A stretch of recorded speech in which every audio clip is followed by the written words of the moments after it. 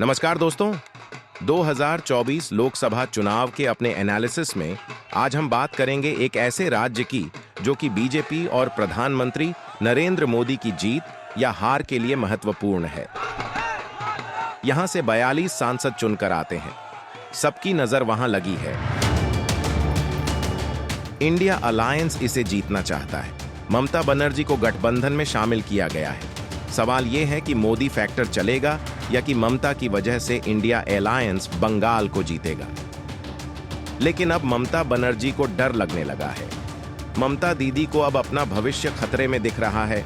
उनको मोदी फैक्टर का डर तो पहले से ही है, लेकिन अब हिंदू के साथ साथ मुस्लिम वोट के खिसकने का भी डर आ गया है। ताजा सबूत यह है कि मुस्लिम इमामों को मिलने वाला भत्ता अब 500 रुपए और बढ़ाकर 3000 रुपए महीना कर दिया गया है। लेकिन उससे बड़ी बात यह है कि दीदी ने अब पूजा और हिंदू पुजारियों पर भी फोकस बढ़ा दिया है। अब ये वही ममता दीदी हैं जो कि रमजान में अपने खुद रोजा रखने का प्रचार कर चुकी हैं। ये कहती हैं कि मुसलमान को चोट पहुंचने पर उसके पक्ष में सबसे पहले वो खड़ी होती हैं।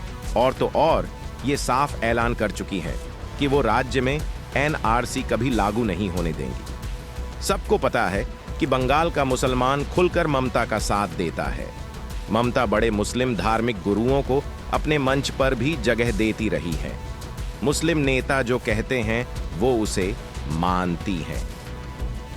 लेकिन पंचायत चुनाव और सागर दिघी उपचुनाव ने ममता के लिए एक शौक साबित हुआ। सागर दिघी में 68% मुस्लिम आबादी है। लगातार 3 चुनाव से वहां टीएमसी जीतती रही है। लेकिन वहीं पर कांग्रेस ने वामपंथियों और आईएसएफ के सपोर्ट से 23,000 वोट से चुनाव जीत लिया। फिर पंचायत चुनाव में मुर्शिदाबाद, 24 परगना और उत्तरी दिनाजपुर में मुस्लिम वोटर ने संयुक्त मोर्चा का साथ दे दिया। ममता दीदी को समझ आ गया कि बीजेपी से निपटने के साथ साथ कुछ और भी करना होगा, तभी बंगाल का किला बचेगा। तो सबसे पहले तो वो इंडिया अलायंस बनते ही साथ देने को तैयार हो गईं। इससे पहले तक वो राहुल गांधी को बिल्कुल पसंद नहीं करती थी, लेकिन इस बार मान गईं, जिससे मुसलमान वोटरों को मनाने का समय मिल सके।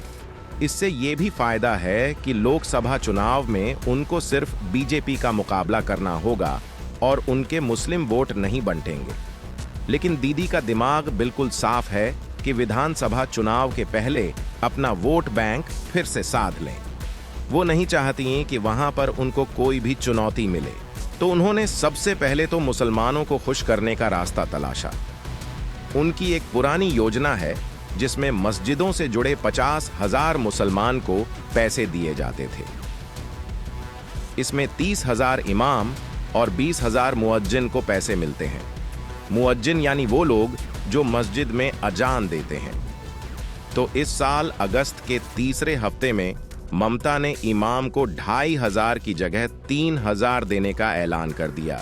इसके साथ ही मुअज्जिन को अब 1,500 रुपए हर महीने मिलेंगे। यही नहीं, मुसलमान का साथ छोड़ने का डर इस कदर है कि ममता ने उन 700 मदरसों को सरकार की मान्यता देने का वायदा किया जिनको अभी तक सरकारी मदद नहीं मिलती। साथ ही कहा कि अल्पसंख्यकों में से जो कोई भी बिजनेस शुरू करना चाहेगा उसे सरकार की तरफ से 5 लाख का लोन मिलेगा। लेकिन ममता का डर इतना अधिक है कि उन्होंने उनकी पब्लिक मीटिंग में बोलना शुरू किया कि कुछ लोग मुसलमानों का फायदा उठाने की कोशिश कर रहे हैं। आईएसएफ के नेताओं पर दबी जुबान में टिप्पणी भी की। ये वही ममता है जो मुसलमानों को लेकर इतने ज्यादा कॉन्फिडेंस में रहती थीं कि किसी की परवाह नहीं करती थीं। दीदी यहीं नहीं रुकीं। उन्होंने बंगाल में मुसलमानों के सबसे बड़े संप्रदाय मटुआ और फुरफुरा शरीफ को भी सलाह दे दी कि उन्हें राजनीति में नहीं आना चाहिए। ये वही मटुआ लोग हैं जिनसे मिलने खुद प्रधानमंत्री मोदी विधानसभा चुनाव के पहले वहां गए थे। ममता ने लगे हाथों हिंदू धर्म से जुड़े बेलूर मठ को भी ऐसी ही सलाह दे दी। वो चाहती हैं कि कोई भी धार्मिक गुट उनके विरोधियों से जाकर ना मिल जाए। दीदी को मुस्लिम वोटर के खिसकने का डर तो है, साथ ही डर ये भी है कि बेलूर मठ जैसों के कहने पर जो हिंदू वोटर उनके साथ हैं, कहीं वो भी ना चले जाएं। इसके लिए ममता ने 8,000 पुरोहितों को भी 1,500 महीना देने का ऐलान कर दिया। बीजेपी ने इसका मजाक उड़ाया और कहा कि 30,000 इमाम और सिर्फ 8,000 पुरोहित कैसे हो सकते हैं, जबकि राज्य में मुसलमान अल्पसंख्यक हैं। सवाल इस पर भी उठा कि इमाम को 3,000 और पुरोहित को 1,500 क्यों? लेकिन ममता जानती हैं कि पैसे से बड़ा कुछ नहीं होता। आखिर सालों से वो ये खेल खेलती रही हैं। लोग कुछ दिनों में भूल जाएंगे कि किसको कितना मिलता है, याद रहेगा तो बस ये कि सरकार से मदद मिलती है। आखिर उनकी ऐसी ही एक और स्कीम उन्हें पूजा पंडालों में लोकप्रिय बनाकर रखे हुई है। उन्होंने पूजा पंडालों को इस साल 280 करोड़ रुपए बांटे। राज्य भर में फैले 40,000 पूजा कमेटी में से हर को राज्य सरकार ने 70,000 देने का ऐलान कर दिया। अभी तक ये रकम 60,000 थी। खास बात यह है कि ये योजना जब 2018 में शुरू हुई थी तो सरकार के 28 करोड़ खर्च हुए थे। 5 साल बाद इस साल ये रकम 10 गुना बढ़कर 280 करोड़ है। यही सबसे बड़ी वजह है कि बीजेपी की सारी कोशिशों के बावजूद बहुत सारे हिंदू वोटर ममता का साथ छोड़ने को तैयार नहीं होते हैं। ममता के इस चाल की काट किसी के पास नहीं है, तो डर की वजह से ममता एक तरफ जहां मुस्लिम वोटर को मनाने की कोशिश कर रही हैं, वहीं ये कोशिश भी कर रही हैं कि हिंदू का जो वर्ग साथ रहा है वो भी बना रहे।